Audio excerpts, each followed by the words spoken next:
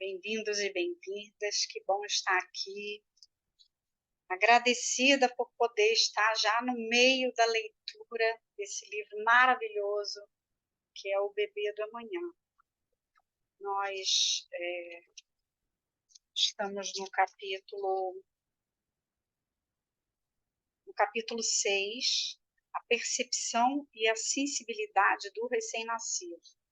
Esse é um livro com 14 capítulos, e os capítulos anteriores, as leituras anteriores, já estão lá no YouTube, para quem não assistiu, ou perdeu um dia, enfim, já está tudo postado lá no YouTube.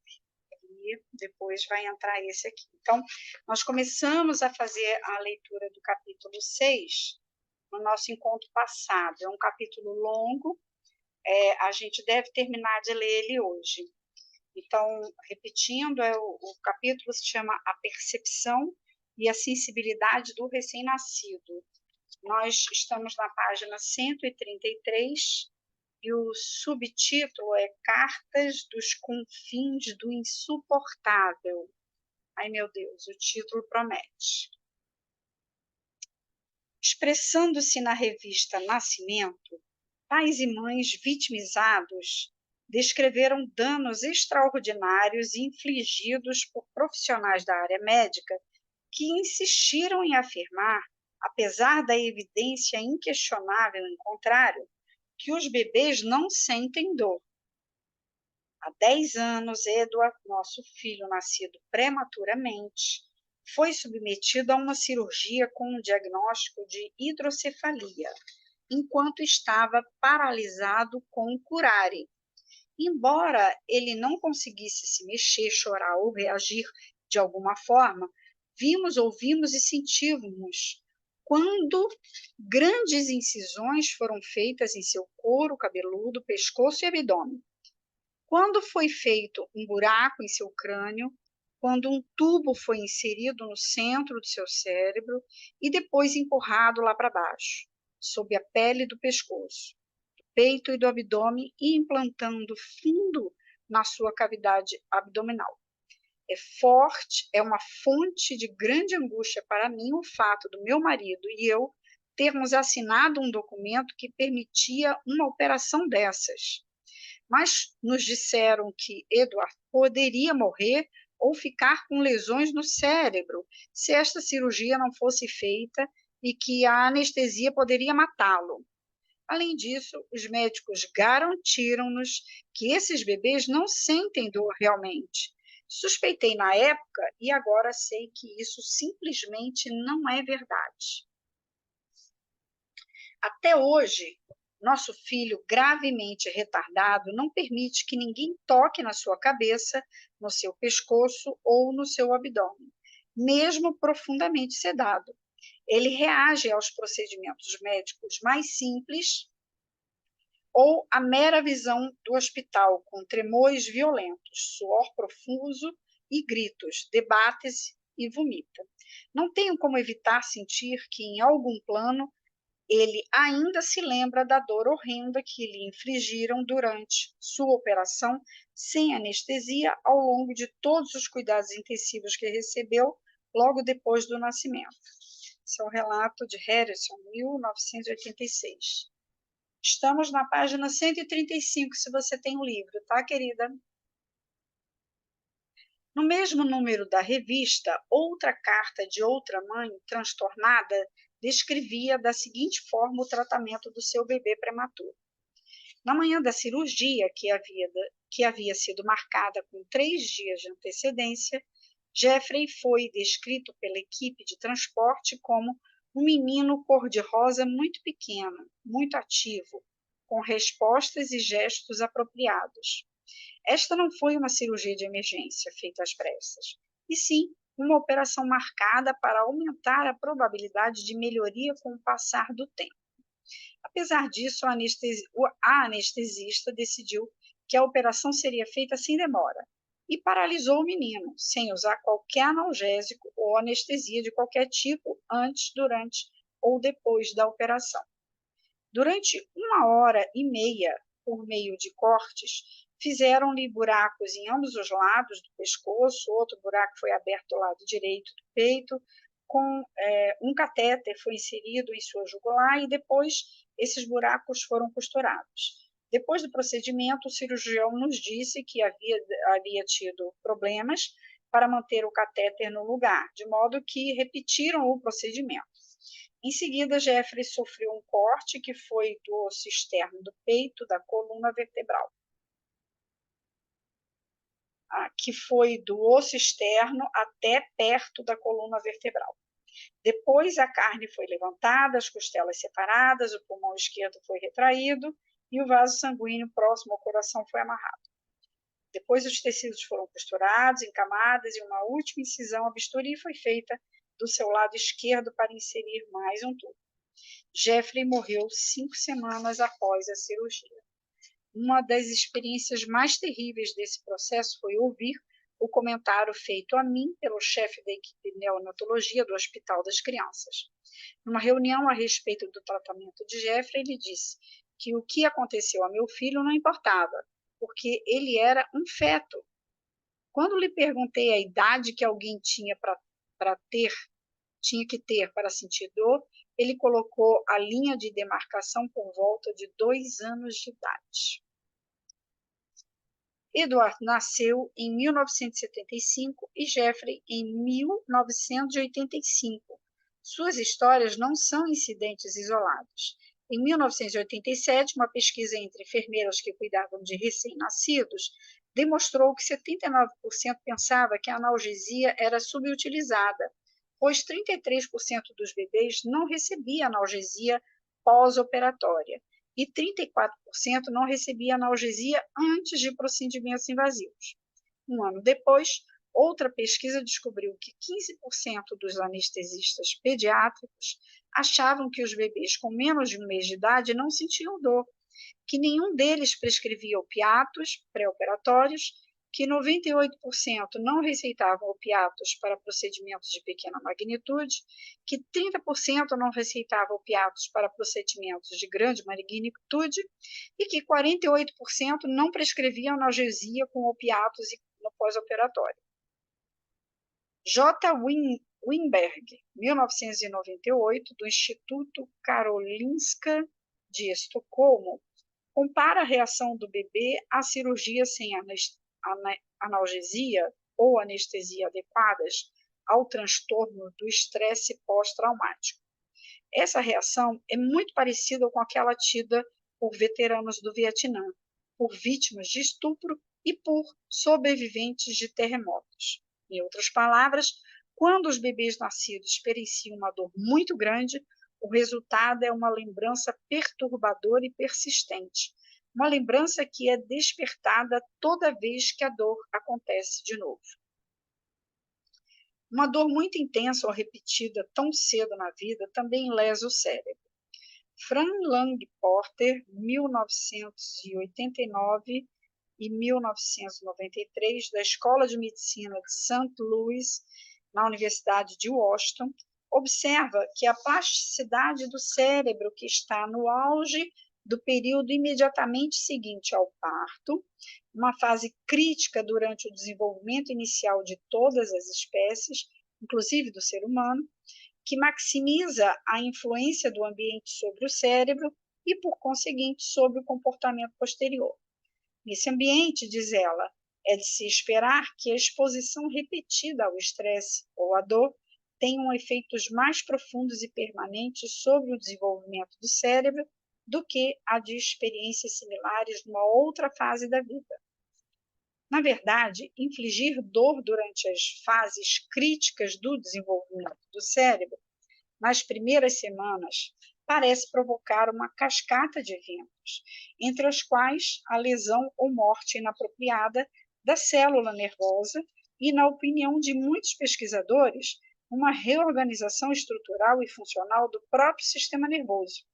À medida que os anos passam, sugerem eles, o impacto pode ir do transtorno do estresse à alteração de sensibilidade, à dor, à redução da capacidade de estabelecer relações sociais. O impacto da dor no plano da estrutura cerebral levanta uma outra questão controvertida. Os bebês lembram-se da dor propriamente dita? Porter, 1993, diz que os pesquisadores já documentaram lembrança consciente da dor em bebês de 6 meses de idade e maiores. Nesse grupo, a exposição à dor a certa altura resulta num medo antecipado quando o estímulo à dor ameaça novamente. Mas Porter, 1993, e outros dizem que os danos podem ser minimizados e talvez até inteiramente prevenidos com anestesia. Um experimento clínico com bebês prematuros, Porter, 1993, por exemplo, os pesquisadores descobriram que infusões de morfina e midazolam diminuíam a resposta à dor e estabilizavam sinais vitais como a pulsação e a pressão sanguínea. A anestesia também reduziu a incidência de maus resultados neurológicos, cujo leque ia de lesão cerebral à morte. Administrar a dor é um desafio para pacientes de qualquer idade, mas as consequências são mais severas para recém-nascidos e bebês, uma vez que, no seu caso, a dor em si pode alterar a estrutura do sistema nervoso, afetando as percepções, as estratégias de enfrentamento e o status emocional por toda a vida. Aqui tem uma observação de rodapé, eu vou ler. Crianças de todas as idades têm o direito de receber o alívio mais eficaz que houver contra a dor que puder ser dado com segurança. Em fevereiro de 1992, o Ministério da Saúde e Previdência Social dos Estados Unidos da América, o Serviço de Saúde Pública, a Agência de Políticas para o Tratamento de Saúde publicaram Tratamento de Dor Aguda, os procedimentos cirúrgicos ou médicos e trauma, guia da prática clínica. Os objetivos dessas diretrizes são os seguintes: 1. Reduzir a incidência e minimizar a gravidade da dor pós-operatória e da dor pós-traumática. 2. Educar os pacientes e suas famílias sobre a importância de denunciar uma dor não aliviada para facilitar a avaliação e o tratamento imediatos. 3. Promover a confiança e a satisfação do paciente. 4. Diminuir a frequência de complicações pós-traumáticas potenciais e provavelmente reduzir a duração da internação hospitalar depois de procedimentos cirúrgicos. Esses objetivos aplicam-se a todas as populações de pacientes, inclusive recém-nascidos. As diretrizes enfatizam o trabalho de uma equipe individualizada no tocante ao alívio da dor, focado na sua prevenção por meio de avaliação e reavaliação frequentes no uso tanto de estratégias farmacológicas quanto não farmacológicas. A persistência das concepções equivocadas a respeito da dor que o recém-nascido sente e de seu alívio torna difícil, no melhor dos casos, a aplicação dessas diretrizes e a concretização dos objetivos definidos. É seguro anestesiar recém-nascidos? Sem sombra de dúvidas. Verbel, The National Pain Management Guideline, abril de 1994. Coisa doida, né? Vamos passar para o próximo subtítulo, fator estresse.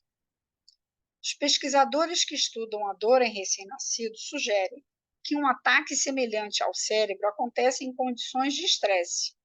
Os cientistas que investigam o cérebro sabem há muito tempo que a resposta ao estresse ocorre junto com a produção dos hormônios do estresse. Uma equipe de pesquisadores norte-americanos e canadenses que estuda esse fenômeno, Meane e Cole, 1993, diz agora que a saúde da resposta ao estresse origina-se nos primeiros dias de vida. Em seus estudos, os pesquisadores pegaram filhotes de ratos recém-nascidos e os submeteram a um estresse leve, tirando-os da toca por período de 15 minutos numa série de dias consecutivos. Os resultados foram um pouco surpreendentes. Quando submetidos ao estresse na vida adulta, esses animais reagiram com uma liberação menor do hormônio do estresse, corticosterona, e com menos ansiedade que o grupo de controle. Os filhotes de rato submetidos a estresse grave, remoção da toca durante 3 horas de cada vez, tiveram a reação oposta, quando adultos liberaram mais corticosterona e demonstraram uma ansiedade maior que o grupo não estressado de controle. Reexaminando a situação, Mann e Cole, 1993, conseguiram explicar esses resultados contraditórios. Quando os filhotes manipulados eram devolvidos à mãe, ela intensificava as lambidas e as esfregadelas. Quando adulta, a prole dessas mães mais táteis sofreu menos de ansiedade que os outros. A equipe também encontrou outro efeito colateral interessante do estresse leve e dos toques extras que ele provocou.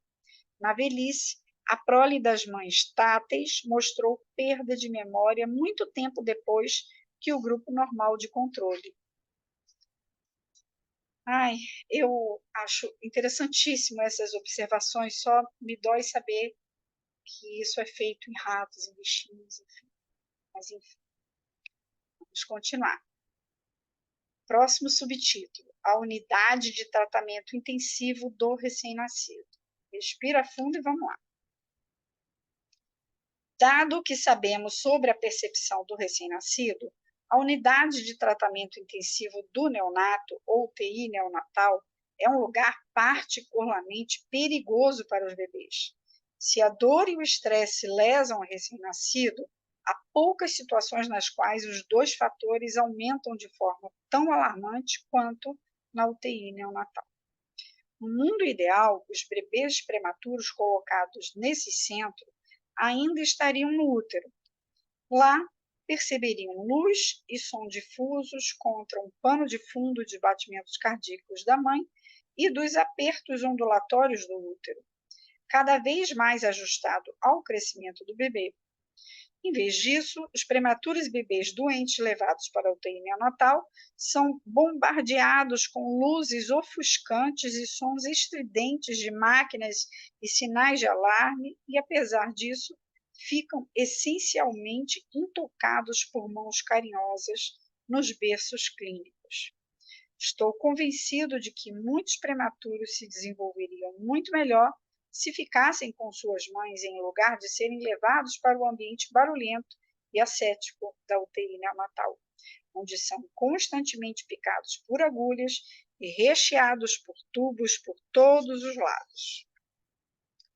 Um exemplo dramático do problema, um pediatra de Seattle, Dr. Louis Polak, estava tratando de um bebê desesperadamente enfermo na unidade de tratamento intensivo para neonatos de seu hospital. Ligado a uma bateria de máquinas que mantém a vida, o bebê foi banhado em luz e exposto a mais som do que você suportaria ouvir na hora do rush na Quinta Avenida. A criança, que estava com insuficiência de oxigênio, estava ficando azul. O médico concluiu que o bebê morreria de qualquer jeito, de modo que o retirou dos aparelhos, desligou todas as máquinas e apagou a luz. Depois tirou o bebê do berço e embalou-o delicadamente nos braços. Poucos minutos depois, o bebê ficou cor-de-rosa e recuperou-se completamente. Essa história não é única. Em outra, que recebeu muita publicidade, uma mãe, na esperança de ajudar o filho mais velho a se ajustar à irmã por nascer, incentivou-o a cantar para o bebê no útero seu verso predileto, entre aspas: "Você é meu raio de sol, meu único raio de sol". Embora a gravidez tenha sido normal, a menininha nasceu com complicações. Na unidade de tratamento intensivo para neonatos, durante 2 semanas ela flutuava entre a vida e a morte. Enquanto a família planejava o funeral, o menino implorou para cantar para a irmã uma última vez. Embora não fosse permitida a presença de crianças na UTI neonatal, a mãe finalmente resolveu levar o garoto ao hospital, apesar das objeções da equipe. Se ele não a pudesse ver agora, pensou ela, talvez nunca mais a visse viva. Ela o vestiu com um uniforme de cirurgião, de um número bem maior que o dele, e foi marchando com o menino até a UTI. Viviane, fecha seu microfone. Ele precisava uma cesta ambulante de roupas para lavar, mas a enfermeira-chefe reconheceu ali uma criança e gritou: "Tira esse menino daqui agora! Não é permitida a entrada de crianças." A mãe, em geral muito cordata, lançou-lhe um olhar duro como aço e declarou: "Ele não vai sair daqui enquanto não cantar para a irmã." Ao lado do berço da irmãzinha, o menino olhou para o bebê que estava perdendo sua batalha. E então o menino de 3 anos começou a cantar, abre as aspas, "Você é meu raio de sol, meu único raio de sol." A menininha reagiu instantaneamente, o pulso regularizou-se pela primeira vez desde o parto. Enquanto o irmão cantava, a respiração difícil da menininha acalmou-se e, à medida que a música continuava, ela relaxou e até a enfermeira-chefe mandona enterneceu-se e seus olhos se encheram de lágrimas. Os planos do funeral foram abandonados e no dia seguinte o bebê já estava em condições de ir para casa. Não estou sugerindo que a UTI neonatal seja banida, mas sim que devemos criar outra melhor. Devemos diminuir a luz, o barulho, os exames de sangue. Devemos partir do pressuposto de que um bebê criticamente enfermo precisa de paz e sossego, exatamente como um adulto criticamente enfermo. Gente, talvez fora do Brasil as UTIs sejam mais humanizadas. Aqui no Brasil, a gente depende de profissionais que estejam sensibilizados para fazer o ambiente da UTI ser menos agressivo. É uma pena, realmente, que, por exemplo, na maioria dos hospitais do Brasil não exista UCI, que é uma unidade anterior à UTI, né? Onde não existe tanta intubação, tanto controle tão acirrado e a criança que tem o direito de ficar com a mãe 100% do tempo, na UCI fica um pouco mais fácil. Algum comentário? Vamos prosseguir. O outro subtítulo é O Poder do Toque. Privados da estimulação apropriada na UTI neonatal e em outros ambientes destinados a ajudar bebês em perigo de vida, nem sempre os prematuros conseguem tirar o atraso. Hoje, centenas de estudos provam que esses bebês sofrem um número significativamente maior de dificuldades no desenvolvimento e no funcionamento físico, neurológico, social, mental e motor do que os bebês de 40 semanas completas. Parte do motivo é a privação de estímulos. Salk, 1973. No útero, o bebê recebe uma estimulação tátil e cinética constante graças aos movimentos da mãe, do líquido amniótico e das partes musculares do útero e da placenta. Rice, 1997. À medida que o bebê cresce dentro do útero, as paredes do útero fecham-se, tornando a estimulação tátil mais intensa ainda. Em vez de receber essa estimulação tátil no útero, o bebê prematuro é isolado, ao mesmo tempo em que é exposto a quantidades impróprias de barulho e luz, com toques e movimentos praticamente ausentes. Mesmo depois que vai para casa, o bebê minúsculo pode ser tratado com um cuidado excessivo pelos pais, que têm medo de machucá-lo e, por isso, adotam um tratamento padrão do hospital. Hoje, a boa notícia é que a compensação cuidadosa das primeiras semanas de vida pode neutralizar as desvantagens associadas à prematuridade, colocando até o menor dos bebês na rota da saúde. Uma das técnicas mais efetivas, como mostra um número impressionante de estudos, é a massagem dos bebês. Field e Co., 1996.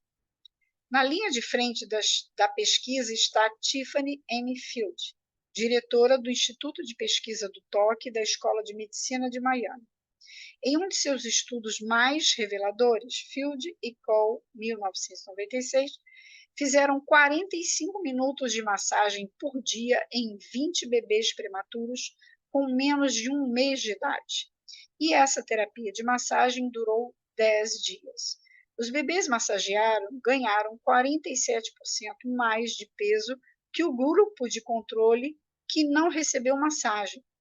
Para grande surpresa, os bebês massageados ficavam acordados e ativos durante uma porcentagem de tempo bem maior, ao contrário da expectativa de que a massagem os deixaria sonolentos.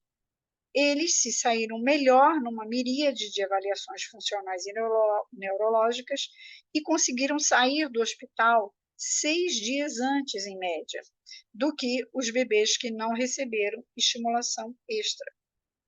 Field e seus colaboradores descobriram que bebês de 40 semanas completas também se beneficiavam com a massagem. Entre outras descobertas, temos os recém-nascidos colocados ao lado da mãe, pele a pele, ficavam quietos, mas quando separados e postos num berço, começavam a chorar. Quando o contato físico era restaurado, os bebês acalmavam-se de novo. Os bebês que foram massageados criaram hábitos de sono mais regulares e ganharam mais peso que um grupo de controle de bebês que foram embalados em vez de serem massageados. Embora ainda não existam estudos formais a respeito, grupos de treinamento em massagem, Field, 1995, espalhados por todo o território dos Estados Unidos, afirmam que a técnica reduz as reações de estresse e procedimentos dolorosos, entre os quais inoculações. Diminui a dor associada ao nascimento dos dentes e à prisão de ventre. Diminui as cólicas e, para coroar, faz os pais se sentirem bem. Eu oriento a massagem no bebê desde o recém-nascido. Sempre houve provas de que a massagem fortalece o vínculo pai-filho. No estudo australiano Schultz-Samuels, 1992, os pais que massagearam e deram banho nos bebês durante 4 semanas em seguida ao parto foram recebidos com mais contato de olho no olho, sorrisos, vocalizações e comportamentos de aproximação, e despertaram menos comportamentos de rejeição do que os pais que não massagearam nem deram banho em seus bebês. A massagem é benéfica até para o mais saudável dos bebês. Observa Field e Cole, 1996, em parte por sua capacidade de diminuir o estresse. Na verdade, uma série de estudos muito respeitados, a equipe de Field descobriu que a massagem diminui a incidência de medidas aceitas de estresse, como fazer beicinho, fazer caretas e cerrar os punhos. Os pesquisadores Kuhn e Cole, 1991, observaram também que as quantidades de catecolaminas, norepinefrina e epinefrina na corrente sanguínea aumentam durante todo o período da estimulação. Entre aspas, embora essas catecolaminas aumentem tipicamente depois de um estresse no adulto, sugerindo que o aumento é indesejável, fecha aspas, diz Field. Um aumento durante o período neonatal, logo depois do nascimento, faz parte do desenvolvimento normal. Em síntese, a terapia da massagem facilitou uma liberação normal de hormônios que, sem ela, poderia ter sido retardada. O poder da massagem teve uma confirmação quando uma equipe sueca informou que a massagem no interior da boca de um recém-nascido aumentava a liberação de hormônios envolvidos na absorção de alimentos. Olha que legal. Incentivados por suas descobertas, Field e seus colaboradores, 1996, começaram a fazer terapia da massagem com bebês que sofriam de outros problemas. Quando massageados, bebês que haviam sido expostos à cocaína e ao HIV ganharam mais peso, mostraram menos estresse e apresentaram um comportamento motor mais maduro. Por outro lado, os bebês massageados de mães deprimidas são mais interativos menos nervosos e com menos tendência a perturbações do sono que o grupo de controle. Lindíssimo o poder da massagem. Próximo subtítulo é O Poder da Música. A música é um recurso tão poderoso quanto a massagem para reconfortar a sensibilidade do recém-nascido e de muitas formas, todas certas. Uma longa lista de pesquisas mostra que a música é particularmente útil para promover o relaxamento. Melodias fluidas e líricas, harmonias simples e ritmos fáceis, de 60 a 80 batidas por minuto, como o coração humano em repouso, relaxa regularmente crianças e adultos. Medidas fisiológicas mostram que esses ritmos estimulam a liberação de endorfina no cérebro e reduzem as quantidades de hormônio adenocorticotrópico associado ao estresse, HACT. Esse tipo de música estimula também as ondas alfa do cérebro, o relaxamento do tônus muscular e a reação galvânica da pele, ou seja, maior condutividade elétrica, e outras mensurações fisiológicas já realizadas. E também ajuda a conseguir equilíbrio emocional. Nossa resposta à música deriva, com certeza, da nossa experiência antes do nascimento. Os ritmos do útero são tão relaxantes que servem para promover o desenvolvimento do feto desde o momento em que ele consegue ouvir, aproximadamente 3 meses antes do parto. A partir dessa época, os sons do útero são constantes e calmantes. A movimentação do sangue pela placenta pode produzir sons cujo pico é cerca de 95 decibéis. Este guicho ritmo de sangue ao correr pelos vasos placentários é a cantiga de ninar intrauterina, que perdemos ao deixar o corpo de nossa mãe. Na verdade, uma das mudanças mais estressantes durante a transição do útero para o mundo é a perda do ritmo associado aos movimentos da respiração e dos batimentos cardíacos da mãe. Compreendendo intuitivamente a necessidade da compensação, muitas novas mães mostram uma preferência natural por aninhar o filho no colo perto do coração. O psicólogo Lee Salk, em 1973, achava que o som do coração era calmante e levantou a hipótese de que o feto associa sons rítmicos com o conforto e a segurança do útero. Por isso, concluiu que sons similares tocados logo depois do parto facilitariam a transição entre o útero e o mundo exterior. Logo, alguns cientistas provaram que essa ideia estava correta. Uma equipe descobriu que o ritmo do sangue correndo pela placenta tinha um efeito calmante sobre os recém-nascidos. Outro grupo provou que os bebês recém-nascidos expostos aos sons intrauterinos gravados ficavam tranquilos. Uma terceira equipe foi mais longe ainda, demonstrando que os recém-nascidos se pacificavam com a música de uma novela que as mães tinham assistido diariamente enquanto estavam grávidas. Também está comprovado que a música diminui a duração do trabalho de parto e diminui a dor, tanto na mãe quanto na criança. Num estudo impressionante, as enfermeiras canadenses June e Wendy Hall trabalharam com 20 recém-nascidos no berçário de um hospital. Descobriram que, quando tocavam música clássica para esses bebês normais, eles tinham muito mais probabilidade de manter seu equilíbrio emocional. Durante os períodos de controle sem música, os bebês mostraram mais probabilidades de oscilar entre estados emocionais, chorando frequentemente ou ficando desorientados. Quando a música era tocada, os bebês mantinham um estado de relaxamento, literalmente o oposto de uma reação de estresse. Como no caso do toque, o valor terapêutico da música chega ao apogeu quando é usada com uma criança prematura ou comprometida cedo de alguma outra forma.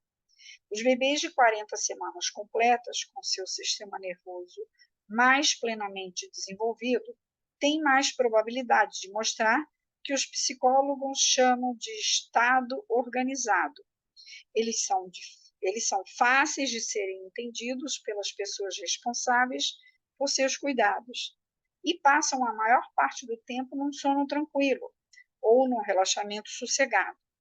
Por outro lado, os prematuros geralmente são imaturos demais para manter o equilíbrio emocional.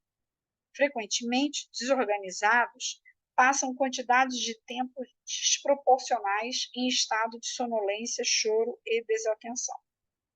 Os bebês desorganizados sofrem quantidades excessivas de estresse e exigem mais energia das pessoas que cuidam deles, que têm dificuldade em entrar em sintonia com eles.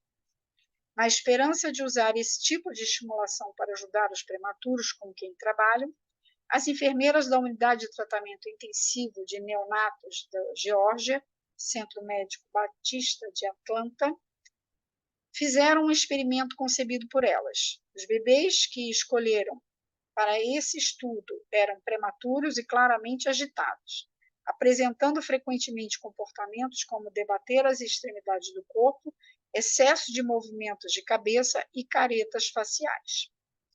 Quando os bebês estavam agitados, as pesquisadoras passavam 10 minutos tentando acalmá-los e outros 10 minutos tocando uma fita pré-gravada de sons uterinos combinados à voz feminina cantando. E durante todo esse tempo, registravam os batimentos cardíacos, a saturação de oxigênio e a pressão sanguínea. Os prematuros do estudo tiveram menos episódios de privação de oxigênio e mais equilíbrio comportamental enquanto a música tocava, convencendo as enfermeiras de que elas haviam encontrado uma ferramenta terapêutica muito útil. Parece provável que o uso terapêutico da música, além de relaxar os bebês prematuros, também reativa seu cérebro, o que é particularmente crucial, pois esses bebês perdem a estimulação auditiva oferecida pelo ambiente uterino durante as últimas semanas de vida no útero. Construído em resposta ao meio ambiente, os circuitos do cérebro de um prematuro não têm como, em virtude de entrar cedo demais ao mundo, desenvolver-se exatamente como teriam se desenvolvido se tivessem ficado dentro da mãe durante as 40 semanas regulares. A interpretação com música parecida com os sons ouvidos no útero pode ajudar a complementar os circuitos que ficaram por terminar, não só relaxando o corpo do bebê, mas também equipando-o com um cérebro mais forte para seus próximos anos. Aqui tem uma observação que eu já vou fazer, vou dar um golinho lá. Bem interessante, né?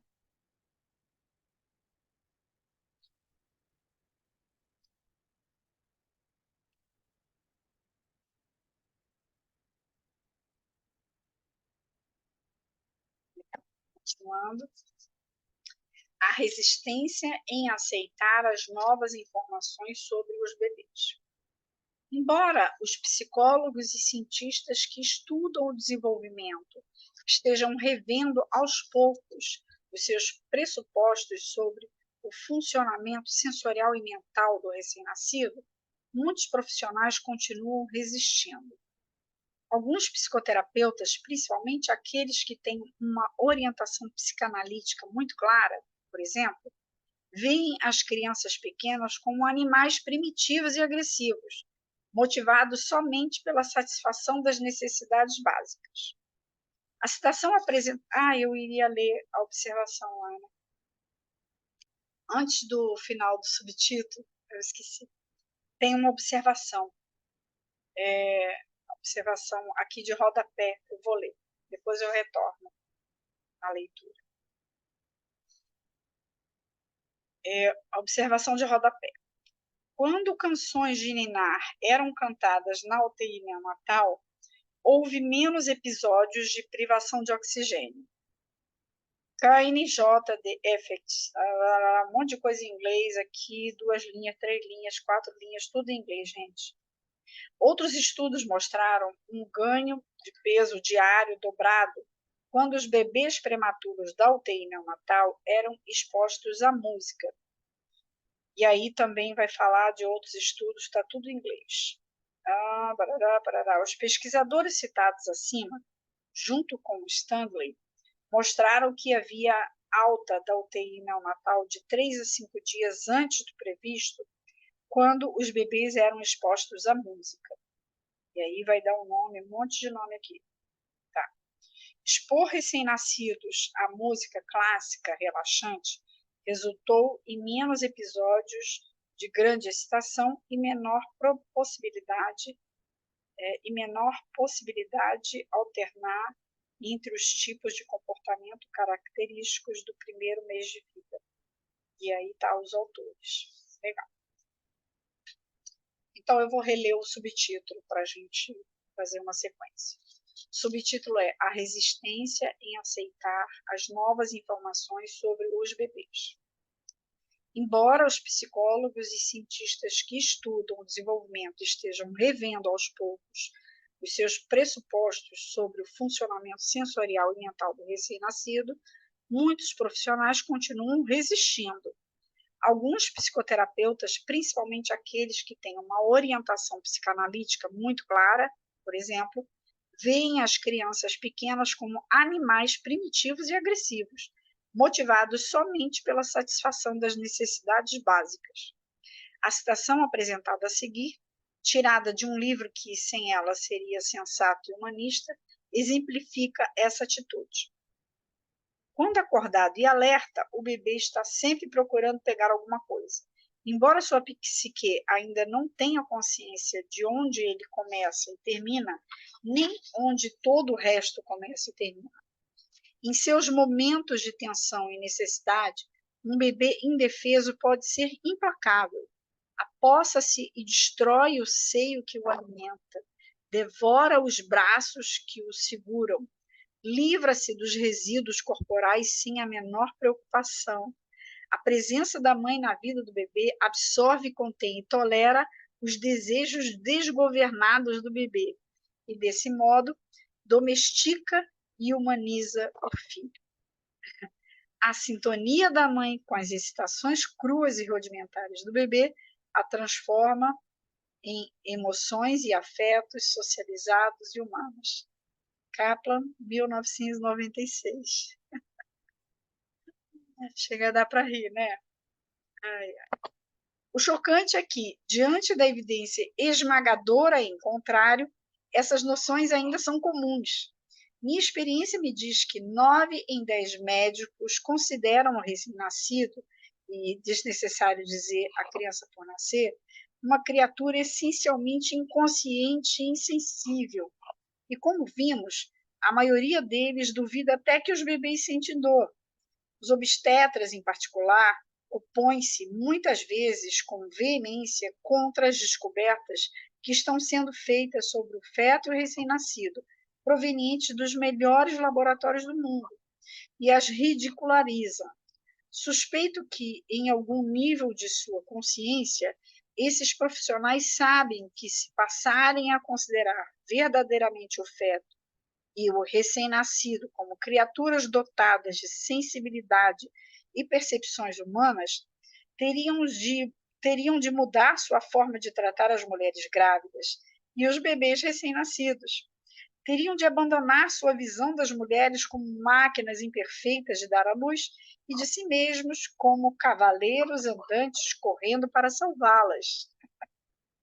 Envolveria uma mudança sísmica de uma mentalidade intervencionista orientada para a ação, para uma outra mentalidade paciente, carinhosa, de esperar e ver o que acontece e de amparar o bebê quando ele nasce. A mudança está acontecendo, apesar da sua resistência. A ciência finalmente realizou a pesquisa que confirma o que as mães sempre souberam. Os recém-nascidos têm sensações, sentimentos e uma psique, e que o tratamento que recebem terá consequências de longo prazo sobre sua vida. Excelente esse capítulo. Resumo do capítulo. Um corpo de evidência persuasiva prova conclusivamente que os recém-nascidos normais entram no mundo com todos os seus sistemas sensoriais e intelectuais funcionando intactos. Embora cada sentido esteja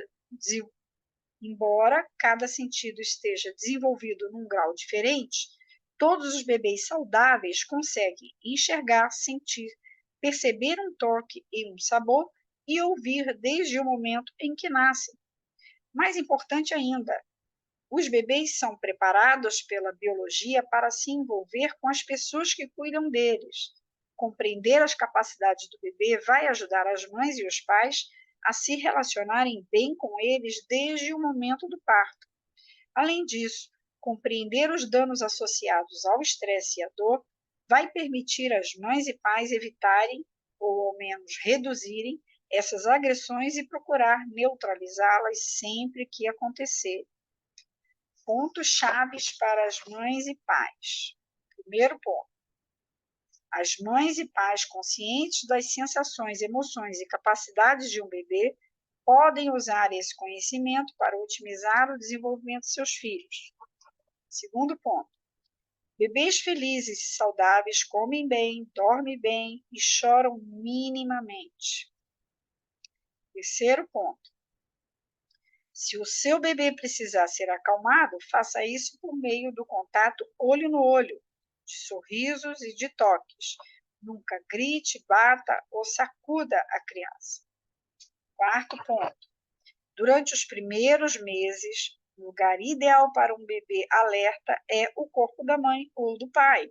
Procure usar um pano ou uma tipóia para carregar seu filho. Quinto ponto: preste atenção aos sinais de envolvimento ou alinhamento de seu bebê e não deixe de responder à altura. Sexto ponto: não permita nenhuma cirurgia sem anestesia ou analgésicos adequados. Sétimo ponto: se o seu bebê for exposto a estresse ou dor, pegue-o no colo, abrace-o e faça-lhe carinhos frequentemente. A massagem, ajustes quiropráticos, pediátricos e música também vão ajudar. O último ponto: lembre-se de que a música que você ouviu durante a gestação de seu filho e no parto vai ter um efeito calmante sobre ele toda vez que ele não estiver se sentindo bem. Uau! Uau! Esse capítulo foi intenso. Capítulo 7, A Alquimia da Intimidade. O livro todo é excelente. O lance é que, às vezes, tem uma tensão, assim, quando ele fala das pesquisas mais invasivas, eu fico um pouco tenso, mas o livro é todo maravilhoso, né? Uma revelação atrás da outra. Vamos lá. Uma de minhas amigas estava na cozinha preparando o almoço 2 dias depois do nascimento de sua filha, quando ouviu o seu bebê começar a chorar. De repente, houve esse transbordamento de leite dos meus seios, diz-me ela. Pensei, que coisa incrível! Estamos mais ligadas uma com a outra do que qualquer outras duas pessoas no mundo. Nenhuma experiência se compara com o poder e a beleza maravilhosa desse primeiro contato entre mãe, pai e seu bebê recém-nascido. Participar dessa experiência como mãe ou pai é participar de um dos raros milagres da vida. O fluxo de amor entre mãe, pai e bebê é uma emoção palpabilíssima. O vínculo formado nesses primeiros dias e semanas críticos vai se transformar numa fonte de amor e carinho para o bebê e seus pais no decorrer de toda a sua vida. Por mais surpreendente que pareça, foi só nos últimos 30 anos, mais ou menos, que passamos a valorizar os benefícios de longo prazo do que foi chamado de constituição do vínculo, ou afeto entre mãe, pai e filho. A constituição do vínculo é o processo por meio do qual o bebê e a mãe e o pai ficam ligados, conectados e íntimos um do outro. A constituição do vínculo é um diálogo, uma dança entre a criança e a mãe ou o pai, que começa antes do nascimento, mas que só tem sua floração plena nas primeiras semanas e meses depois do parto. Em sua obra agora clássica, intitulada Vínculo entre Mãe e Bebê, publicada em 1976, Marshall Klaus e John Cannell expressam-se da seguinte forma: a ligação da mãe com o filho é o vínculo mais forte que existe entre dois seres humanos. O poder dessa ligação é tão grande que permite à mãe ou ao pai fazer os sacrifícios inusitados necessários para cuidar de seu bebê dia após dia, noite após noite, trocando fraldas sujas, atendendo ao seu choro, protegendo-o do perigo e alimentando no meio da noite, apesar da necessidade desesperada de sono. Esse vínculo original entre mãe e bebê é a fonte de todas as ligações subsequentes da criança e é uma relação formadora no decorrer do qual ela desenvolve um senso de identidade. Uma ligação íntima pode persistir durante longas separações no tempo e no espaço, mesmo que às vezes não haja sinal visível de sua existência. Ainda assim, um pedido de ajuda, mesmo depois dos 40 anos, pode levar uma mãe até seu filho e evocar comportamentos afetivos iguais em força àquele do primeiro ano. É verdade. Eu tenho um bebê de 42 anos. Pura verdade. Próximo subtítulo: os elementos da ligação efetiva. Para intensificar a formação do vínculo, é preciso levar períodos prolongados de contato entre a mãe, o pai e o bebê. As técnicas inconscientes e as características físicas que os pais usam para atrair o bebê para si incluem as seguintes: 1. Tocar, contato de pele com pele, pegar a criança no colo. 2. Calor gerado ao segurar a criança e tocá-la. 3. Contato de olho no olho. 4. Cheiro. Por meio do sentido do olfato, o bebê aprende a identificar a mãe por seu aroma típico de leite derramado. Isso foi por minha conta. 5. Voz estridente, gargalhadas e sorrisos calmantes. 6. Abraços e beijos. Isso ajuda a transferência da flora bacteriana da mãe para a criança e protege o bebê de infecções comuns. 7. Amamentar.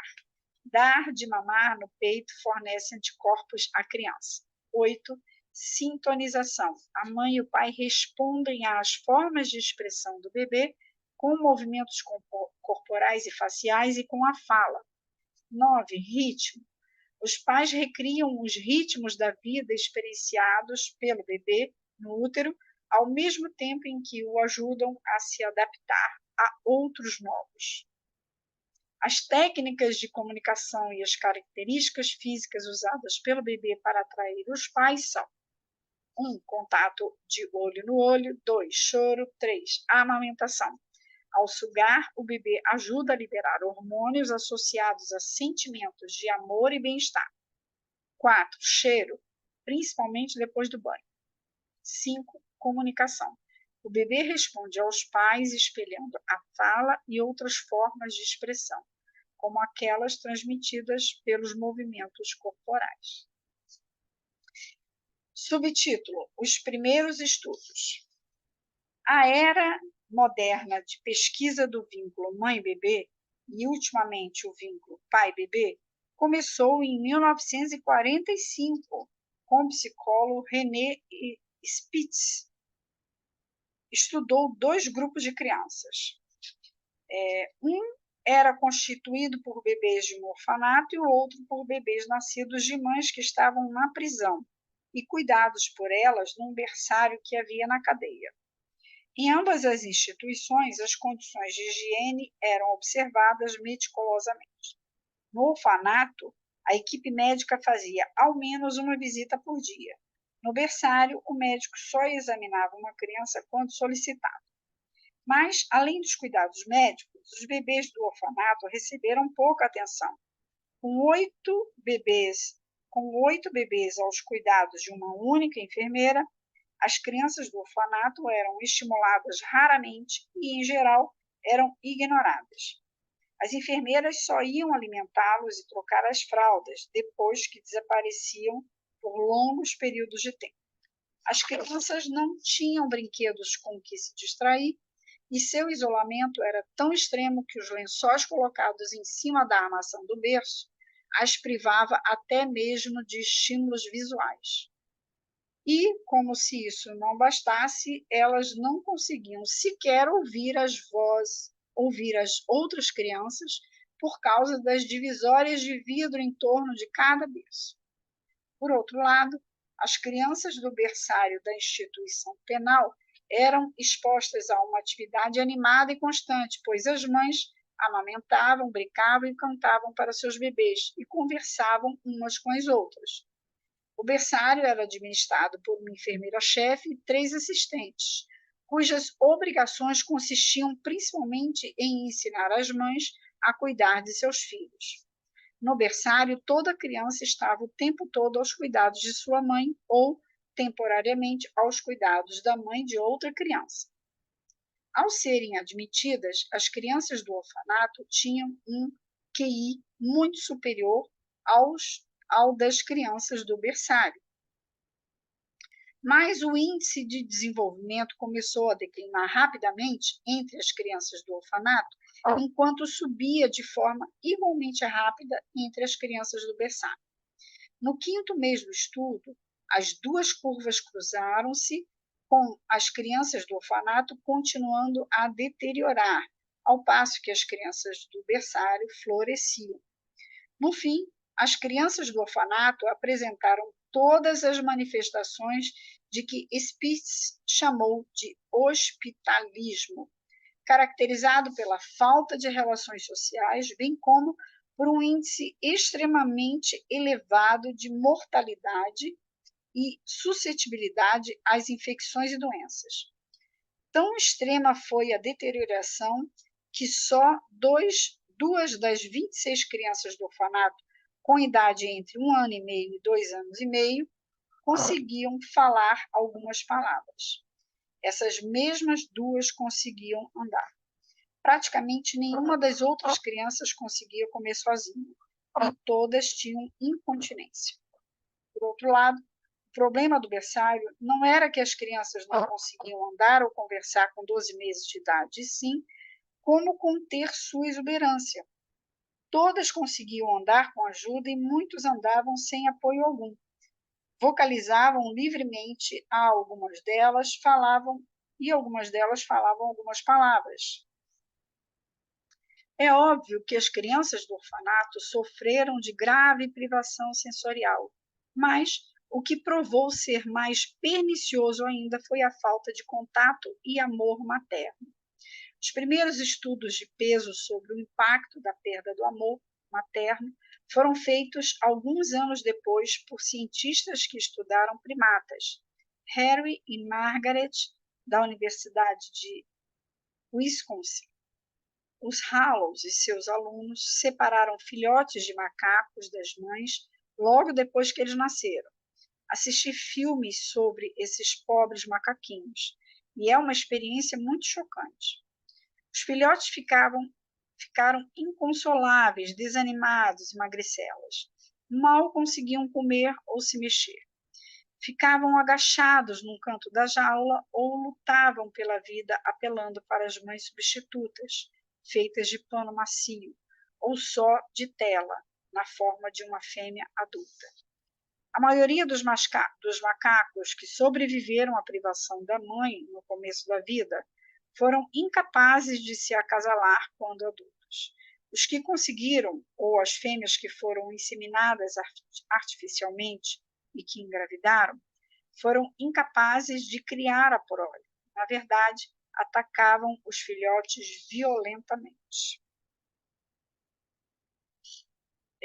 Essas descobertas foram sintetizadas na década de 50 e 60 por John Bowlby, psicanalista inglês famoso por ter cunhado o termo síndrome da privação materna, que hoje é conhecida como teoria do apego. Com base na pesquisa de animais, bem como em estudos de delinquentes juvenis, Bowlby, 1969, afirmou que o apego intenso entre mãe e filho era um requisito de plenitude psicológica. Sem ela, sugere ele, há distúrbios do cérebro e da psique. O trabalho de Bowlby foi ampliado por Mary, psicóloga desenvolvimentalista da Universidade da Virgínia, que, com seus colegas, em 1978, procurou caracterizar os traços da criança que tinha vínculos afetivos seguros. Em seu experimento, que hoje é clássico, conhecido como situação estranha, Ainsworth e Cole pedia a uma criança de 1 ano e sua mãe ou pai que entrassem numa sala estimulante, cheia de brinquedos. Durante uma sessão de 20 minutos, a mãe ou pai saía da sala 2 vezes e voltava 2 vezes. Na primeira vez, o bebê foi deixado com um desconhecido, um pesquisador, e da segunda vez, o bebê foi deixado sozinho. A maioria das crianças ficou chateada quando a mãe ou o pai saiu, observou Ainsworth. Mas foi a maneira pela qual enfrentaram a situação que revelou mais coisas sobre a relação mãe, pai e filho. Um bebê que procurou consolo da mãe ou do pai que voltou à sala foi considerado pelo cientista e seus colegas uma criança com vínculos afetivos seguros. Tendo uma relação suficientemente boa com seu principal responsável, essa criança poderia andar pela vida sentindo-se confiante e segura. As crianças que não foram reconfortadas pela mãe ou pai que voltou à sala, ou que foram simplesmente ignoradas por ela ou ele, foram consideradas inseguras, carecendo das lições emocionais básicas de confiança, interatividade e amor. O pesquisador dizia que esse último grupo tinha vínculos inseguros ou incompletos. Essas crianças poderiam funcionar bem, mas teriam tendências a inseguranças, oscilações de humor, problemas íntimos e outros. Por fim, na década de 1970, Marshall Klaus e John Cannell declararam que o contato íntimo entre a mãe e o filho nas primeiras horas após o nascimento promovia uma cascata de hormônios maternos e potencial para um vínculo saudável nos anos subsequentes. Vou parar por aqui. Esse capítulo tá bom, hein? Hormônios do apego, vínculos de amamentação, canais de sintonização. Tá lindo, tá lindo. Vamos parar por aqui. E terror e pânico nesse capítulo anterior. UTI, hospitalização, cirurgias, anestesia, nossa, uau! Ai, teste com macacos, ratos, ai. Mas, enfim, qual é a história desse livro para mim?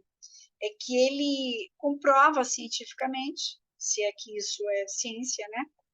Comprova, ele tem testes e exames que revelam o resultado das emoções, da relação entre mãe e bebê, essa coisa do pele a pele, da criação com apego, né?